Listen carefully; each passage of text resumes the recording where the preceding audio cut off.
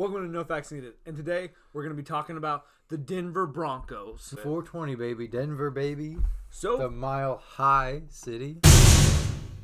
we have them ranked as the 17th best team in the NFL right now, out of 32, obviously. So, I have them going 10-6. What's your record prediction? 8-8. Vegas has them going 8 wins, so just like you. And last year they went 7-9. So, in total, they should be getting better. Let's talk about their schedule and how they're going to get there. So their own division is going to be competitive, but not super hard. They have the Chiefs. They also have the Chargers and the Raiders, which are possible wins. The AFC East is an easier division with the Bills, Pats, fans, the Jets. And then the NFC South, which is probably the hardest division in the NFL right now, with the Bucks, Panthers, Saints, and Falcons. And then some extra teams they play are the Titans and Steelers. Thoughts? Definitely some winnable games and some losable games. Let's talk about their offseason and how their team has changed so far. In the draft, they went out and got Jerry Jeudy, KJ Hamler, and Lloyd Cushenberry. Some gains they got, they traded a 7th-round pick somehow for Jarrell Casey. That was a steal. They also got AJ Boye for a 4th-round pick, Graham Glasnow, Melvin Gordon, and Nick Van Nett. Some people they lost: Chris Harris, Ron Leary, Derek Wolfe, Juan James opted out for COVID reasons. Thoughts? I think they actually had a pretty good offseason. I like the addition of Jarrell Casey, AJ Boye, and Graham Glasnow. And I love the draft picks of KJ Hamler and Jerry Jeudy. Let's talk about their positions, starting with quarterback. What the heck? I honestly have no idea what to think about Drew Lock. He went off for 5 games, you could say. 1,000 yards, 64% completion, 7 touchdowns, 3 interceptions, and went 4-1. Incredible for the Broncos, who only had one win before him. The smallest sample size ever. So I'm not ready to give it to him yet, but come on, it's pretty exciting for the Broncos. I mean, last year he was kind of playing when nobody really cared, mostly just because they were meaningless games. Let's just call it like it is. Yeah. So I think this year it's going to be a little different because he's actually got expectation and everybody's counting on him to be this quarterback of this explosive offense and this playoff football team. But I think he has a big arm and he has the talent to get it done. It's just going to be a question of mentally, between the ears, does he actually have it? So I graded him as a /A+. Let's move on to running backs, starting with Melvin Gordon. Has only really played a full season once for a couple different reasons. I mean, injuries and contracts. Don't need to really talk about them. But when he has played, he has been good. Honestly, not great or amazing, top tier guy, but somebody you can rely on. He can catch, he can run, and he should be good again, with the Broncos and that offense. Mm-hmm. They also have Phillip Lindsay, who's a 5'8", 190 guy who will probably be used more as a utility back to limit the hits on him. He's really good and has had 1,000 yards in each of his first 2 seasons with 16 touchdowns, and he can definitely catch. And then I'm going to throw in Royce Freeman because somehow he's going to get touches. I graded them as an A-. Let's talk about their wide receivers, starting with Courtland Sutton. Going into his 3rd year and hasn't really had a QB yet until Drew Lock. He looks like he should be good, and he should improve this season. And then they also have Jerry Jeudy and KJ Hamler. I think Jerry Jeudy's going to be one of the best route runners in the league. KJ Hamler is a guy that I'm really watching because he was really exciting at Penn State after the catch. He is super, super good. I gave them a B+. We can move on to tight end, Noah Fant. And even for a rookie tight end, which most rookie tight ends aren't that good, he was pretty good. He was amazing after the catch. When he did get the ball, he was one of the top tight ends. He was just another wide receiver out there. He's a physical specimen.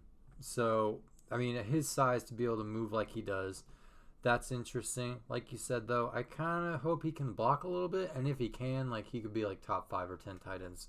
Okay, let's move on to O-line. You talk about them.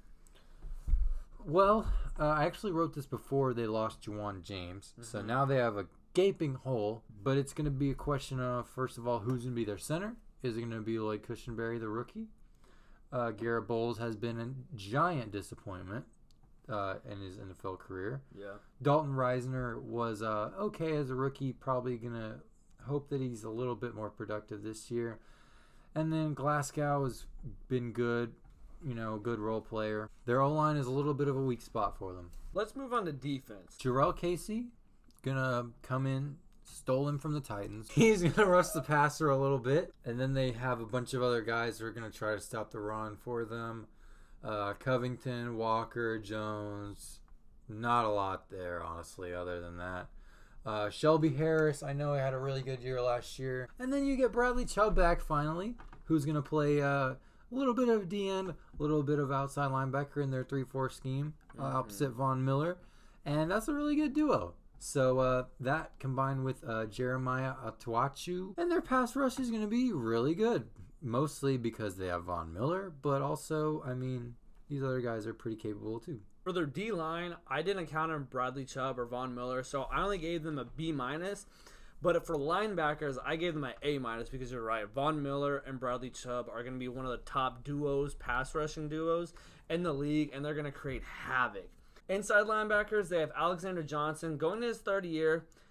Only really played last year, but he played well. He got tackles and 2 forced fumbles. And then they also have Todd Davis, a veteran guy with a lot of experience. He gets tackles.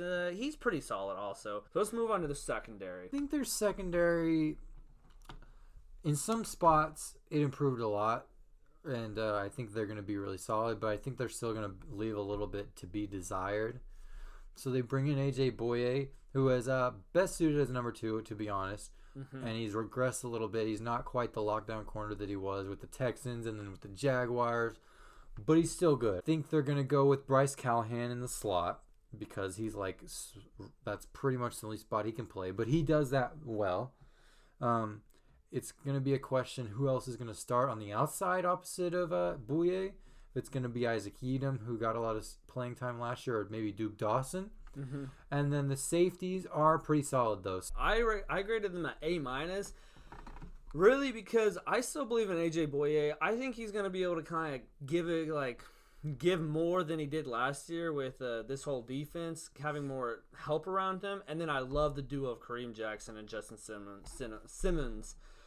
Justin Simmons had 4 interceptions and 15 pass deflections last year. That's just insane. And he also gets a ton of tackles for being a free safety.